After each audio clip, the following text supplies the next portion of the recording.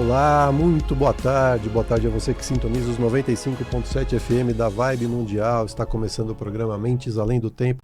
Muito obrigado pela sintonia, pela audiência, sejam todos muito bem-vindos. Eu sou Edgar Bim, psicanalista, filósofo e hipnoterapeuta. Estou aqui ao lado da minha amada esposa, Eliane Bim, que também é psicanalista, é terapeuta holística e é consteladora sistêmica. Boa tarde, Eliane. Boa tarde a todos, sejam todos muito bem-vindos. E a gente vai continuar a nossa conversa no programa de hoje com a física Eliane Xavier. Vamos bater um papo aqui, esclarecer mais um pouquinho sobre física quântica, né? A Eliane, que é mestra em física teórica na área de caos quântico pela Universidade Federal do Paraná. Então, do que nós vamos falar? Tem tanta coisa, gente. O programa está ficando pequeno aqui para a Eliane, né? Eliane, você pode explicar? Nas suas redes sociais você fala muito que o universo é um processo de relação, né? Explica para os nossos ouvintes o que é isso, o que é esse processo de relação. Ótima pergunta. Eu vou começar falando da física quântica mesmo e depois a gente traz isso para o nosso dia a dia. No nosso bate-papo anterior, nós falamos sobre o experimento da fenda dupla, onde foi o momento que os físicos descobriram que o elétron tinha um comportamento de onda. Ele não era uma partícula, como todos acreditavam. Ele continua sendo partícula, mas também se comporta como onda. Então, ele é uma dualidade onda-partícula. E aí, quando o elétron foi jogado contra o anteparo com duas fendas, ele se dividiu, passou pelas duas fendas ao mesmo tempo e interferiu com ele próprio, os físicos ficaram muito intrigados, como todos nós ficaríamos, né? Como é que pode uma partícula se dividir, passar por duas fendas e interferir com ele próprio? Daí, os físicos pensaram, bom, nós temos que verificar melhor o que está acontecendo. Vamos colocar um medidor em uma das fendas, de forma que nós possamos ver exatamente por qual fenda o elétron passa, se ele realmente se divide, passa pelas duas. E nesse momento que eles alteram o experimento e colocam um medidor em uma das fendas, disponibilizando a informação de qual fenda o elétron passa, porque, veja, no experimento anterior, o elétron se divide, passa pelas duas fendas, mas ninguém sabe exatamente como que aquilo acontece, ninguém está vendo ele se comportar como onda. E a ideia nesse segundo experimento seria justamente colocar o medidor na fenda para que nós pudéssemos constatar o que o elétron realmente faz. Nesse momento, no segundo anteparo, que registrava o resultado, né, depois do elétron passar pelas fendas, volta não volta não, né, porque não chegou a aparecer o resultado de partícula, mas nesse momento aparece o resultado de partícula. O elétron volta a se comportar como uma partícula, no momento que nós tentamos observar por qual fenda o elétron passa. Então, quer dizer, os físicos queriam clarear a coisa e complicou mais ainda. Porque aí eles falaram como é que pode. O elétron sabia que estava sendo observado. Como que no momento... E aí, como se o elétron danadinho fosse lá, né? Então, o elétron é tímido. Olhando, ele é tímido. Ele só se espalha se não tiver ninguém olhando. E quando nós tentamos medir ou observar, o elétron volta a se comportar como uma partícula. Então, devido a esses resultados totalmente inesperados, os arquitetos da teoria quântica foram obrigados a criar uma nova compreensão do universo. Porque não tem como você definir se o elétron é uma onda ou é uma partícula, sem você definir qual experimento você vai estar montando para observar o elétron. Então, na física quântica, medir e observar é a mesma coisa, né? Porque para eu observar, eu tenho que fazer uma medição, eu tenho que montar um experimento. Então, o universo, ele vai tomando forma a partir do meu processo de medida, da minha observação. Então, isso é uma mudança bem radical, que inverte a nossa compreensão da ordem das coisas.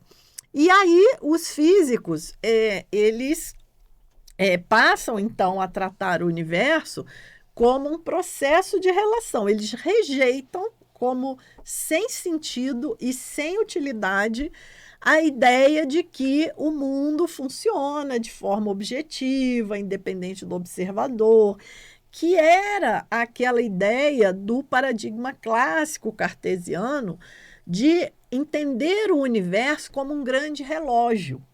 Era aquela ideia de Descartes, que Deus foi lá, deu corda no universo e começou tudo. E começou tudo, e o universo funciona como uma grande máquina, um grande relógio. Isso foi totalmente abandonado.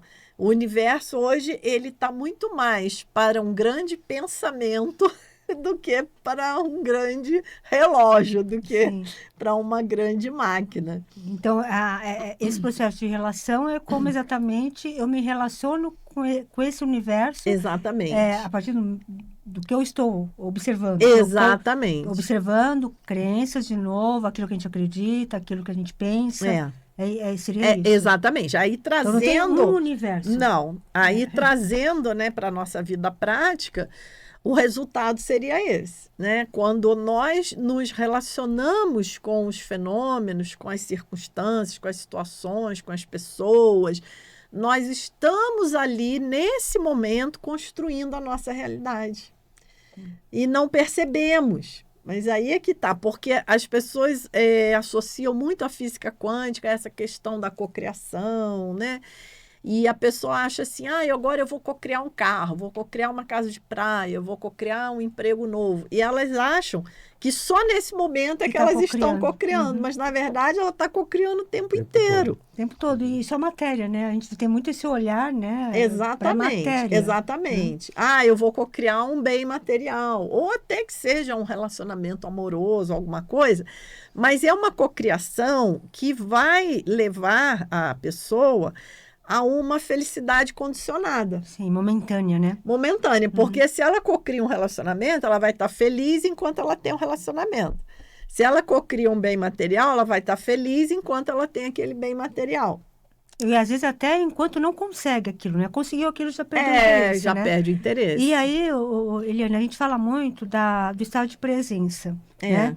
Porque para você acessar essa consciência ampliada, essa consciência maior do universo que você tem acesso, a gente fala que tem que entrar nesse estado de presença, nesse estado de conexão, que é onde você vai perceber, né, essas probabilidades que estão disponíveis. Exatamente. Né? E eu sei que você é praticante de meditação, né? O próprio budismo tem essa ferramenta como prática, né? Como você pode trazer para os nossos ouvintes a importância de se conectar com esse estado, né, de presença, e não aquela meditação, né, que muitos acham até desafiante, você sentar, ficar o tempo todo parado. Mas, sim, qualquer momento a gente pode estar meditando, não é isso? Sim, sim. Porque, primeira crença em relação à meditação que não é verdadeira, que para meditar você tem que parar de pensar. Não dá. Isso é impossível porque a nossa mente ela tem luminosidade. Os fenômenos brotam na mente. Eles não vão parar de brotar. Então, também não é controlar os pensamentos, porque quem quer controle é o ego. Nós estamos meditando, não é para reforçar o ego. A meditação, ela é um exercício de liberdade, é descobrir, né, voltar a nos conectarmos com essa natureza livre.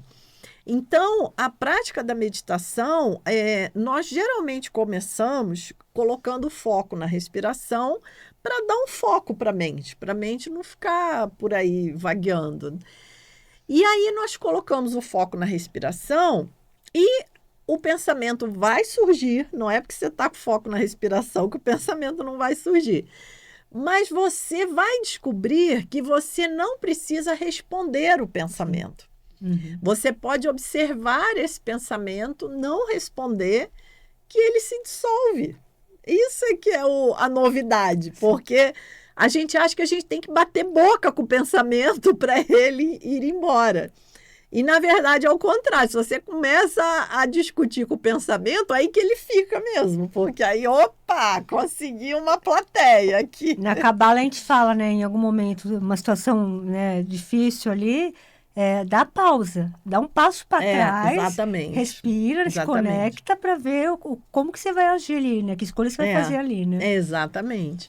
Então, conforme os pensamentos vêm e nós não respondemos, trazemos o foco para a respiração. E trazer o foco para a respiração é muito mais do que só observar a respiração. É mergulhar a consciência dentro do corpo, que é algo que a gente, infelizmente, não faz. Uhum. Né? Nos reconectarmos ao corpo. Nós que temos tem muita consciência, né? O corpo tem muita sabedoria que te faz acessar. Exatamente. Né, e nós temos muito pouca consciência corporal. Sim. Né? Se te perguntar, quando você sente raiva, onde que você sente isso no teu corpo? A gente nem sabe, porque a gente fica no abstrato da emoção, a gente não foca no corpo, quando, na verdade, focar no corpo é que é a saída, né? E não ficar remoendo a historinha mental. Então, nós vamos mergulhar a consciência dentro do corpo, e isso já reforça o nosso sistema imunológico.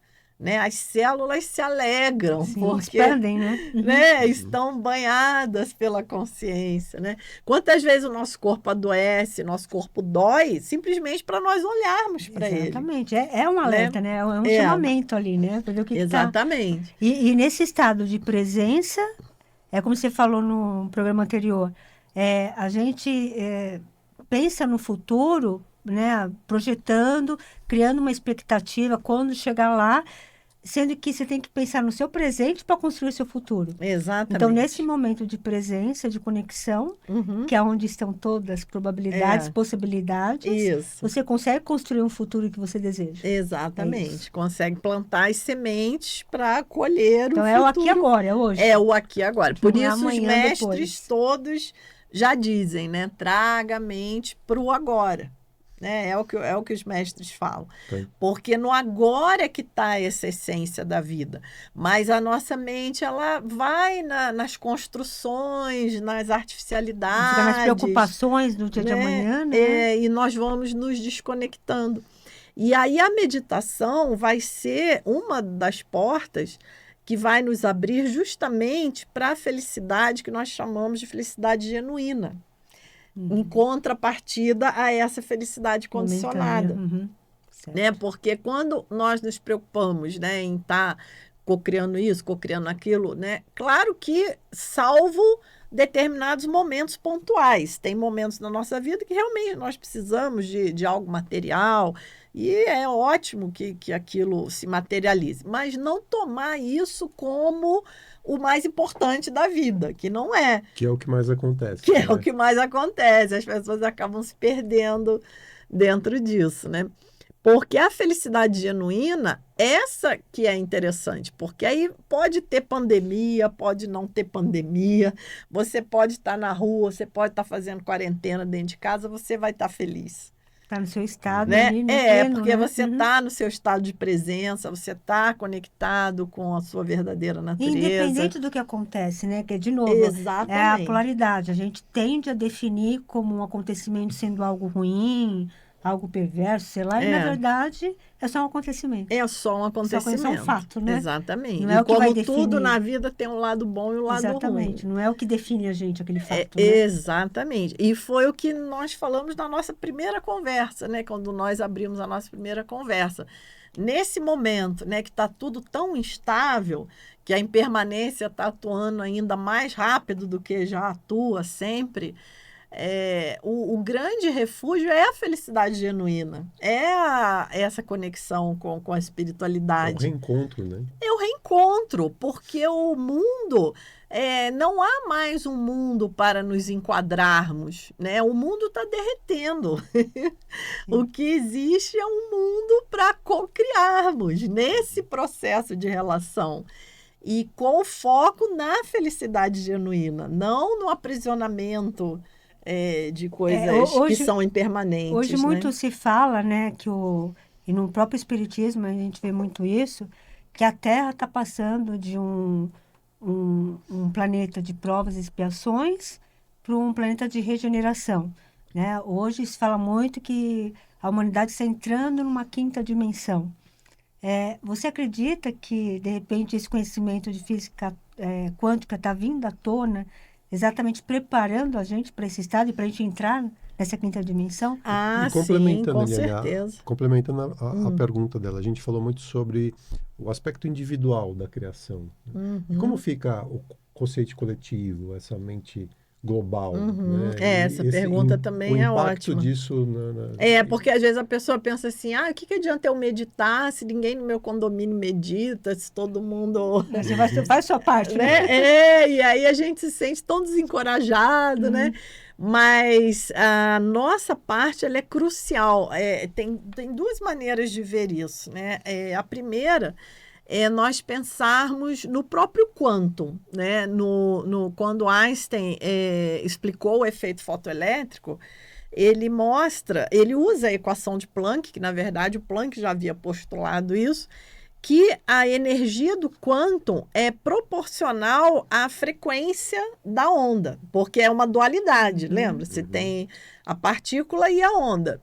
Então, no efeito fotoelétrico, ele mostra que o fóton da luz azul tem muito mais energia que o fóton da luz vermelha, porque a luz azul tem uma frequência de oscilação maior do que a luz vermelha. Então, imagina um fóton de Gandhi, da consciência de Gandhi, um fóton da consciência, um quantum, né? Nesse caso. A festa aí de...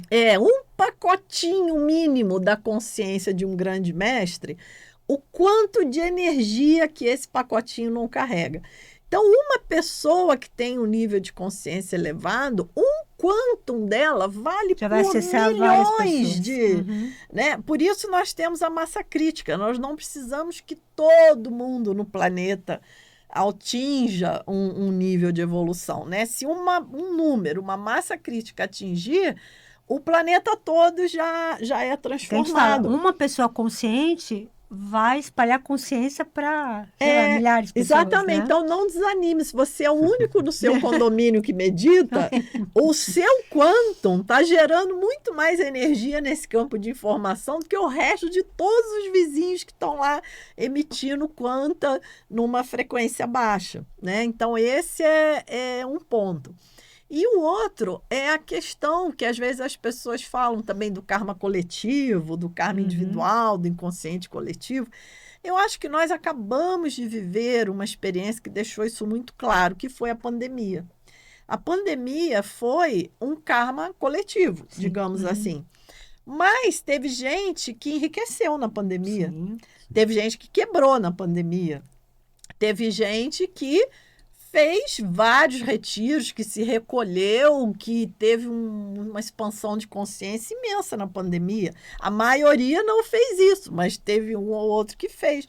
Então, você veja como que, mesmo dentro do karma coletivo, o karma individual é que vai determinar a sua experiência, né? Porque é um processo de relação. De relação, isso que eu falei, né? E é a tua relação individual. Né? Por mais que nós tenhamos temos, né, essa interconexão, essa originação dependente do universo, mas o nosso poder individual, ele vai sempre sobressair. É onde realmente nós temos que mergulhar. Não adianta a gente ficar tentando mudar o mundo, mudar o outro. Né? Exatamente. Nós temos que mudar a nós mesmos. E você mudando, né? A gente mudando nós mesmos, o outro... O resto muda. O outro vai, né? Exatamente. Muito bom. Bom, né? Eliane, a gente está nos minutos finais novamente, né? A conversa foi muito boa, foi muito esclarecedora, a gente trouxe muita coisa interessante, que pôde, acredito eu, expandir muito a consciência das pessoas para que elas possam compreender muito dos desafios que muitas vezes elas enfrentam e É que verdade. está nas mãos delas É, superar. é Né? isso No aí. final das contas é isso. E hoje também nós temos uma oferta muito grande de conhecimento, né? A internet está aí, então é o que nós falamos, a tecnologia ela é um poder, ela pode ser usada para o bem ou para o mal.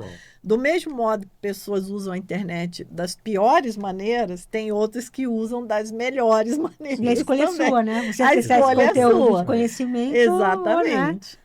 Ou acessar esse Então, conteúdo que não é muito legal. Né? exatamente. Falando em tecnologia, você tem um curso online, né, Eliane?